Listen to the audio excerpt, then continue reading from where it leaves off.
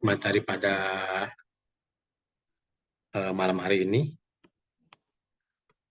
Sebelum memulai, terlebih dahulu kita membaca basmalah. Bismillahirrahmanirrahim. Materi pada malam hari ini yaitu tentang manajemen operasional, atau pertemuan kita yang ke-9. Diingatkan kembali untuk UTS-nya, silahkan dikumpulkan, yaitu isi form idenya dan juga ini ya, form ide dan videonya.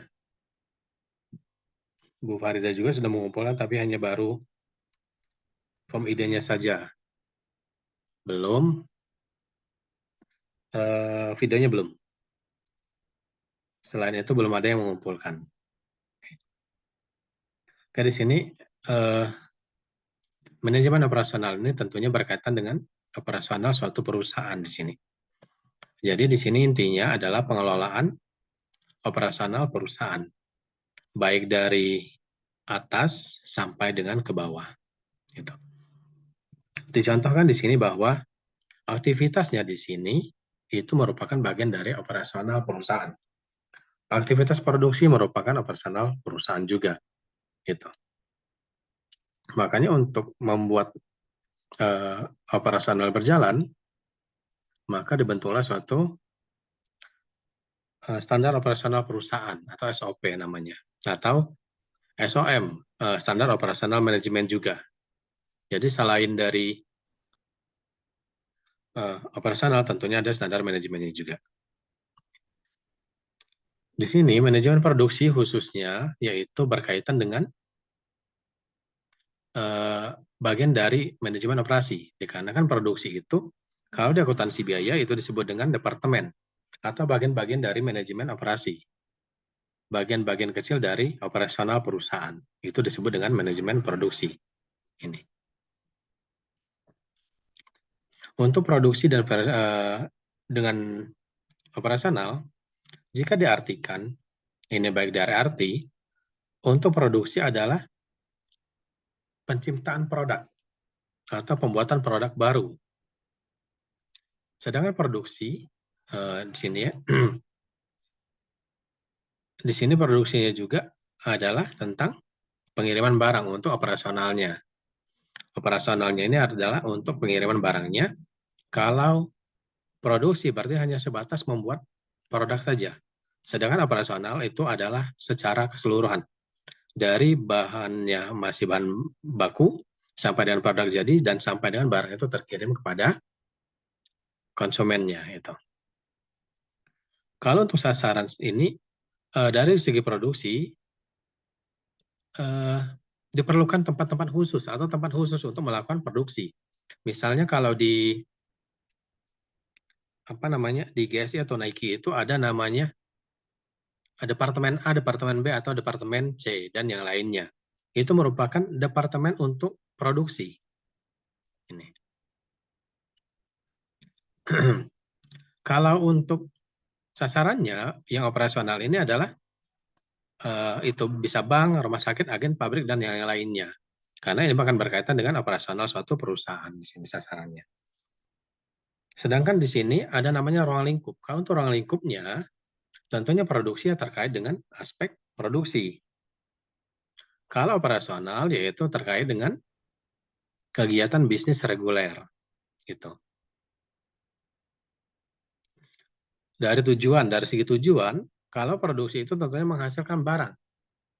Jumlah waktu yang tepat, dalam jumlah waktu yang tepat. Jadi, untuk produksi itu tentunya tujuannya adalah menghasilkan produk. Kalau operasional itu memanfaatkan sumber daya yang ada untuk menghasilkan suatu produk. Gitu. Jadi berbeda, kalau hanya sebatas produksi dia menghasilkan saja. Kalau untuk operasional berarti secara keseluruhan dalam menghasilkan suatu produk. Gitu. Ada yang ditanyakan? Tidak, Bapak. Oke. Temeranti sudah pulang? Sudah. Oke ya. Kita lanjut ya. Di sini Di dalam definisi, manajemen operasi itu adalah aktivitas yang berhubungan dengan penciptaan barang dan jasa. Itu manajemen operasi melalui proses transformasi dari input ke output. Artinya dari bahan baku, dari bahan belum jadi sampai dengan produk jadi. Itu merupakan operasionalnya atau operasinya. Sedangkan definisi satunya lagi adalah kesatuan kegiatan dari keseluruhan fungsi, seperti pembelian, pengelolaan material, produksi, kontrol persediaan, kontrol kualitas, output, dan pemeliharaan dalam kegiatan produksi. Ini adalah operasionalnya. Jadi, aktivitas yang berhubungan dengan menciptakan barang atau membuat barang melalui pemanfaatan sumber daya yang ada, yaitu bisa berupa mesin, bisa berupa bahan baku untuk membuat suatu produk. Gitu. Di sini, manajemen operasional sebagai fungsi dasar transformasi tentunya ada namanya input. Di dalam input ini ada namanya bahan baku yang dibutuhkan. Ada mesin, ada tenaga kerja, ada manajemen modal. Artinya dari input ini tentunya harus ada kelima hal ini atau keempat hal ini. Jadi adanya bahan baku. Kalau kita ingin membentuk suatu produk, kalau tidak ada bahan baku tentunya tidak akan jadi. Kalau mesin kita butuhkan karena mesin adalah alat yang kita gunakan untuk membuat suatu produk. Sedangkan tenaga kerja adalah orangnya yang mengerjakan. Dan manajemen modal itu adalah membiayai semua input ini. Kalau tidak ada input, maka dia tidak akan ada proses namanya di sini. Jadi setelah input ada namanya proses transformasi menjadi output, yaitu barang atau jasa. Jasa. Ya. Sehingga dari output ini akan kembali kepada transformasi dan juga kembali lagi kepada inputnya. Tentunya ketika menghasilkan suatu output, maka diperlukan suatu biaya yang disebut dengan manajemen modal di sini. Kalau ini sejarahnya di sini silahkan saja baca saja ya, nanti akan dikirimkan ke LMS di sini. Ini hanya sejarah saja. Ini. Jadi manajemen operasional ini juga terkandung ya di dalam Al-Qur'an, yaitu khususnya surah An-Naba ayat 11. Silakan Tenias baca. Ini baca. Mangga baca dulu Yang ini. slide itu. Betul. Yang ini ya. Surat An-Naba ayat 11. A'udzubillahi minasyaitonirrajim. Bismillahirrahmanirrahim. Wa ja'alna nahara ma'asa. Dan kami jadikan siang untuk mencari penghidupan. Artinya di sini operasional kita. Ketika kita siang, itu adalah waktu kita untuk mencari rezeki. Atau mencari suatu, kalau bahasa ininya, mencari sesuap nasi. Tetapi sekarang, karena siang itu tidak cukup, maka sekarang banyak yang melakukan pekerjaan juga dengan malam. Tetapi pada dasarnya, Allah sudah memberikan garis besar di sini bahwa untuk bekerja itu waktunya adalah siang, bukan malam. Gitu. Karena kalau kita bekerja malam, maka itu akan berdampak kepada fisik kita atau ketahanan dari fisik kita itu. Ini ya. Tentunya di dalam operasional ada yang namanya manajemen operasi atau yang menggerakkan seluruhnya. Yaitu manajemen operasi tentunya tugasnya adalah desain barang dan jasa atau membuat desainnya, yaitu desain produk dan juga menentukan biayanya. Ketika kita membutuhkan suatu ingin membuat suatu produk baru, maka kita harus menghitung dulu berapa besar biaya yang diperlukan. Gitu. Dari pembelian bahan baku sampai dengan biaya overhead pabriknya berapa. Sampai dengan keuntungan yang kita harapkan, berapa besarannya. Gitu. Yang kedua, pengelolaan kualitas. Jadi, di dalam pengelolaan kualitas ini ada namanya quality control. Kalau sudah melalui tim dari quality control ini dan lolos dari mereka, maka bisa diartikan bahwa produk itu sudah bagus atau sudah layak dipasarkan gitu. Selanjutnya adalah kebijakan dan prosedur. Jadi manajer operasi ini menentukan kebijakan dan prosedur yang berlaku di dalam perusahaan itu. Yang ketiga yaitu strategi proses produksi. Manajemen operasional atau manajer operasi akan menentukan aturan yang berkaitan dengan barang-barang yang akan dibuat, yaitu sehingga hasil nanti barang dan jasa yang dihasilkan itu menjadi barang yang layak dijual di situ. Yang keempat yaitu pemilihan lokasi. Manajer operasi itu melakukan pemilihan lokasi. Ada 3 cara atau 2 cara ya yang digunakan, sering 2 cara, yaitu namanya ada strategi pemilihan yaitu secara titik koordinat, dan ada juga pemilihan lokasi itu dengan menggunakan standar ekonomi atau pendekatan pasar di situ. Pendekatan pasar yaitu dari bahan bakunya dekat, dari pasarnya dekat, dan yang lainnya dekat. Gitu. Sehingga pemilihan lokasi ini akan tepat dengan kebutuhan dari perusahaan tersebut. Ini. Selanjutnya adalah perancangan tata letak. Perusahaan ketika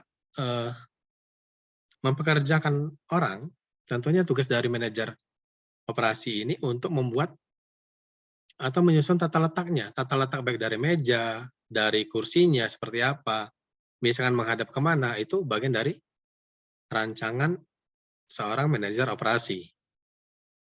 Selanjutnya adalah SDM dan rancangan pekerjaan.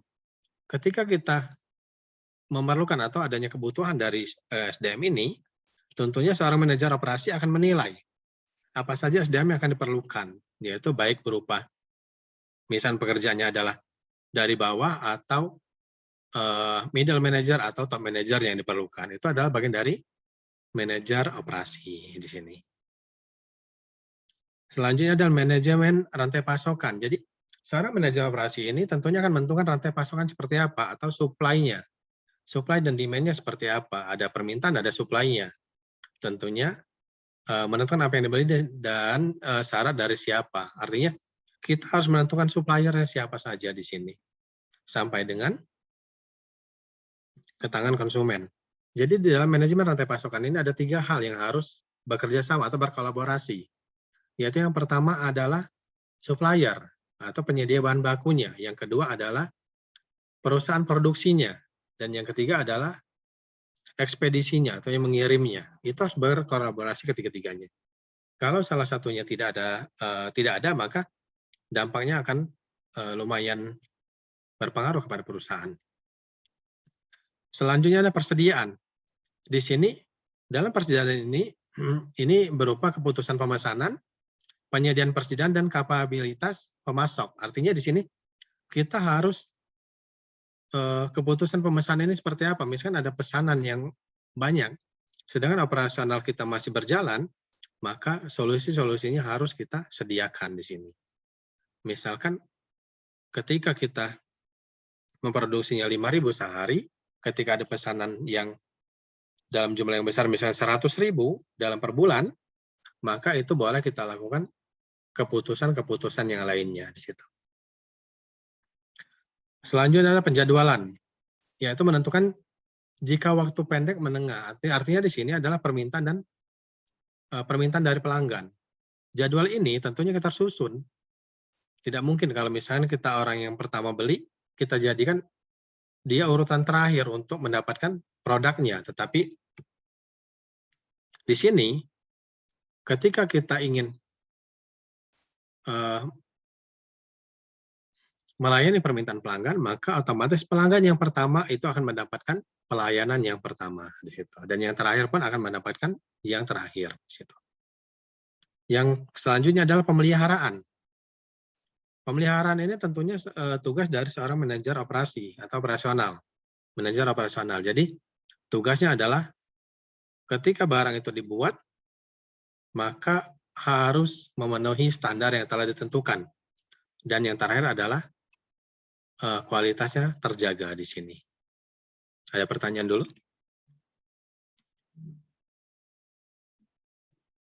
Oke, kita lanjut ya. Di sini ada namanya, kenapa sih kita mempelajari yang namanya manajemen operasional? Di sini ada namanya business process, operation, procurement atau pengadaan di sini. Ada komunikasi, ada pertumbuhan, ada supplier dan yang lainnya di sini. Di sini opportunity, ada namanya peluang di sini. Ada namanya di sini manajemen operation atau manajemen operasional di sini. Tujuannya adalah manajemen operasional merupakan bagian yang paling mahal dari sebuah organisasi. Kenapa paling mahal? Karena mereka yang menggerakkan seluruhnya operasional dari perusahaan. Aktivitas perusahaan akan berjalan apabila ada manajer operasionalnya. Makanya disebut dengan ada panduannya itu adalah standar operasional perusahaan. Gitu.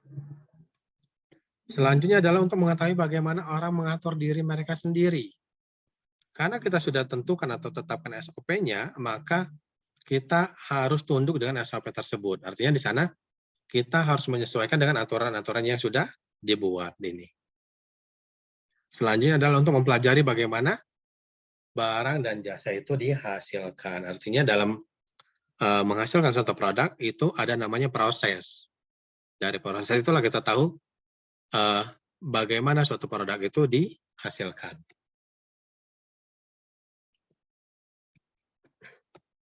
Di sini ada juga ini dari tafsir surat Al-A'raf ayat 10. Di sini namanya Bismillahirrahmanirrahim. Walaqad makkannakum fil ardi wa ja'alna lakum fiha ma'ayish. Qalilan ma tashkurun. Sungguh kami telah menempatkan kalian wahai anak-anak Adam di bumi dan menyediakan banyak sarana untuk menunjang kehidupan kalian di sana. Maka kewajiban kalian ialah bersyukur kepada Allah atas karunia tersebut. Tetapi syukur kalian hanya sedikit. Artinya begini, ayat ini menjelaskan bahwa semakin ke sini itu semakin banyak orang yang tidak bersyukur dengan apa yang telah diberikan oleh Allah. Dan selalu kalau diberikan rezekinya sedikit, menyalahkan Tuhan atau menyalahkan Allah di situ. Tetapi ketika diberikan rezeki yang banyak, kita lupa dengan rezeki Allah berikan itu. Ini. Tujuan manajemen operasional dalam Islam itu tentunya yang pertama adalah memiliki maslahat atau adanya maslahat yang besar bagi umat di sini. Yang kedua adalah nilai syiar dalam kegiatan operasi. Syiarnya atau menyampaikan kepada orang lain bahwa kegiatan operasinya dalam menghasilkan suatu produk itu ada beberapa rangkaian yang dilakukan.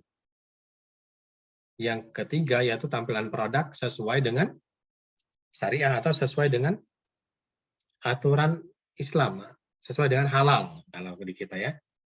Misalkan produk itu tidak mengandung yang namanya daging babi atau minyak babi atau yang lainnya, itu tidak mengandung itu.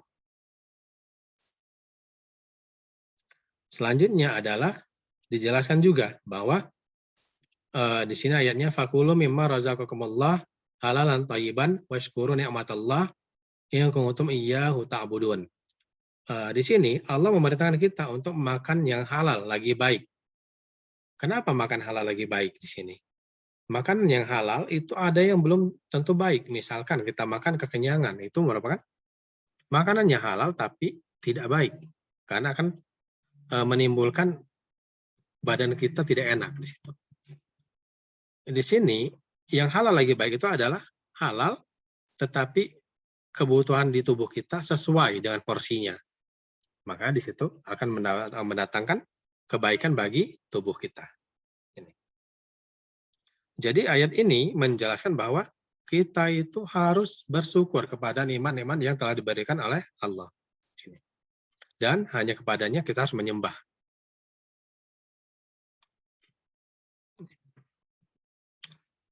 Ini tantangan dalam manajemen operasional. Yang pertama yaitu fokus global. Manajemen operasional khususnya di dalam manajemen rantai pasok itu tantangannya tentunya dalam global karena akan berkaitan dengan rantai pasok internasional di sana. Jadi jaringan-jaringan internasional, kita mengelola suatu jaringan internasional.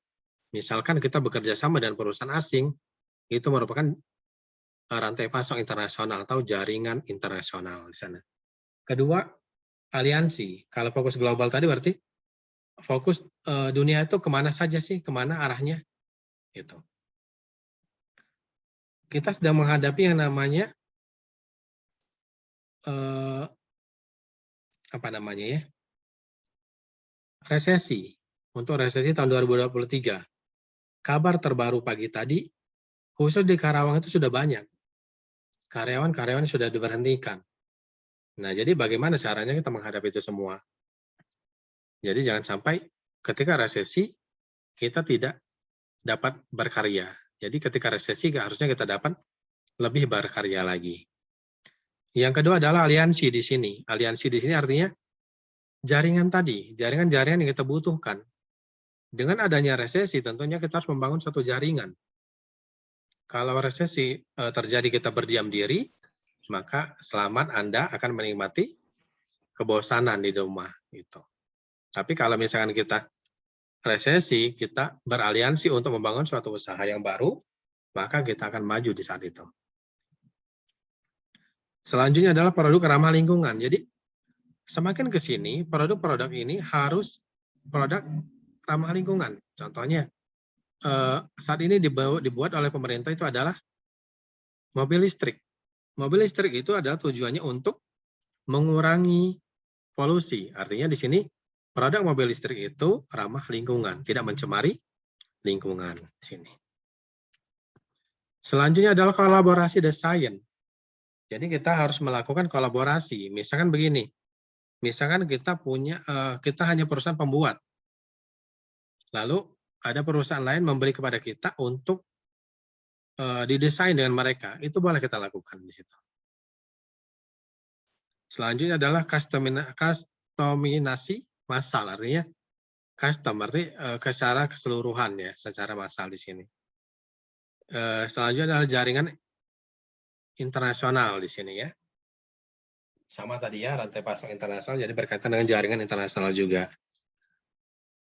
Yang terakhir adalah pemberdayaan karyawan. Jadi dengan adanya resesi 2023 itu, karyawan yang ada harus betul-betul diberdayakan. Tapi jangan sampai karyawan yang ada sudah sedikit dikurangi juga. Bahkan diberdayakan bukan lagi sesuai dengan aturan yang berlaku. Artinya di sini aturan-aturannya adalah yang tidak berlaku atau lebih menekan kepada karyawan tersebut atau membebani mereka atas pekerjaan yang ada di sini. Oke.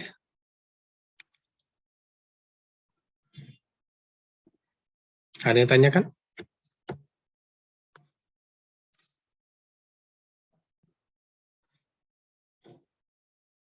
Tidak ada. Materi kita sudah habis sebabnya.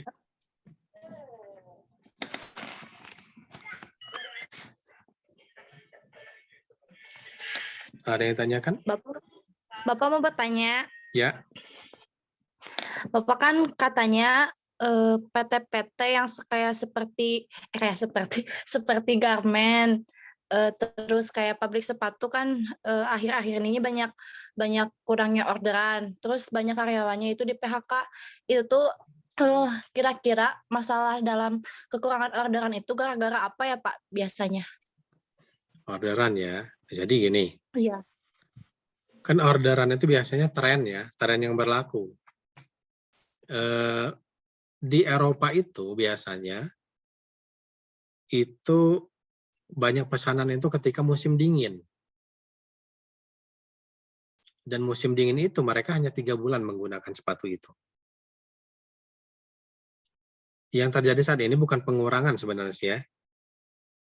Yang dikurangi itu hanya karyawan yang baru masuk, yang baru berapa bulan, yang belum memenuhi syarat atau belum lolos belum lolos masa training. Nah, itulah yang dikurangi. Kesimpulannya adalah ketika kita mengurangi orang adalah orang yang belum lama di perusahaan itu dan bahkan orang itu tidak produktif gitu. Ya, makanya kalau misalkan kita ada yang ada yang menawarkan pekerjaan dan menggunakan uang, tolong jangan diambil. Karena baru berapa bulan nanti belum sampai dengan akhir training habis, kita sudah diberhentikan dengan perusahaan. Itu. Dan kerjanya pun tidak akan benar kalau seperti itu. Yang ada, bagaimana caranya secepat mungkin uang itu kembali. Gitu. Jadi yang dikurangi itu memang betul-betul orang yang masa kerjanya belum lama mereka di situ. Gitu. Kalau di pemesanan itu memang ada waktu-waktu khusus yang sedang melonjak gitu ya pemesanannya. Kalau pesanannya banyak ya otomatis hukum alam ya.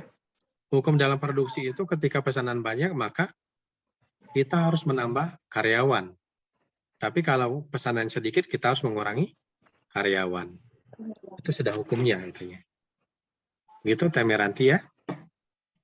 Iya, Pak. Makasih, Pak. Sama ada lagi kira-kira? Assalamualaikum, Pak. Waalaikumsalam warahmatullahi wabarakatuh. Bu Farida, sudah nyampe Bu di Garut? Udah, Pak. Pak, saya mau bertanya nih, Pak nih ya. Gimana Bu? Ini sebetulnya udah muncul nih ya, di media-media gitu, kayak di Instagram, bahwa kita itu akan menghadapi resesi gitu ya. Kiat-kiat apa sih Pak kira-kiranya kita dalam, kalaupun itu terjadi gitu Pak, kiat-kiat apa tentunya untuk diri kita pribadi dulu gitu Pak, dalam menghadapi resesi itu tuh Pak. Itu aja Pak, makasih Pak. Oke Bu ya. Jadi gini yang pertama Bu ya. Ini yang akan terkena dampak besar dari resesi itu adalah negara-negara yang betul-betul warganya bermain di bursa saham. Yang pertama itu kita indikan dulu. Orang-orang yang bermain di dalam bursa saham tentunya itu yang akan berdampak. Karena apa? Karena harga saham akan anjlok saat itu. Akan anjlok. Jadi ketika anjlok, maka otomatis negaranya akan mengalami collapse lah ya, bangkrut atau lumayan ekonominya lumpuh ekonominya. Yang pertama kalau kita ingin mengatasi itu semua, resesi yang pertama kita harus mempersiapkan diri, jangan sampai kebutuhan-kebutuhan yang kita tidak perlu kita beli. Yang penting sekarang ini adalah bisa makan sudah syukur alhamdulillah. Jangan kita memboroskan uang hanya untuk keperluan yang tidak perlu atau kebutuhan yang tidak perlu. Jadi kita betul-betul atur uang saat ini. Tapi mudah-mudahan karena Indonesia itu bukan negara yang masyarakatnya bermain di bidang bursa efek atau bursa saham. Kita lihat kejadian tahun 98, alhamdulillah kita tidak seberapa ini ya Bu ya, tidak seberapa mengalami kehancuran lah ya, tidak mengalami keanjlokan karena negara kita masyarakatnya tidak bermain di saham. Hanya sebagian kecil masyarakat kita bermain di saham. Kalau tidak salah itu hanya sekitar 1% sampai 5% warga negara Indonesia bermain di saham. Gitu. Makanya yang mudah-mudahan negara kita tidak terlalu kena atau tidak terlalu berdampak ke negara kita. Gitu. Yang akan berdampak itu ya tentunya Amerika. Kalau di Asia Tenggara itu tentunya adalah Singapura, karena warganya sudah bermain di saham semua. Kalau kita tidak, kita pekerjaannya tetap jadi petani, jadi pegawai tetap seperti itu. Paling yang berdampak juga yaitu yang ada di perusahaan nanti, karena akan berdampak kepada merosotnya nilai saham mereka. Gitu. Itu Bu Farida ya. Iya, makasih Pak. Sama.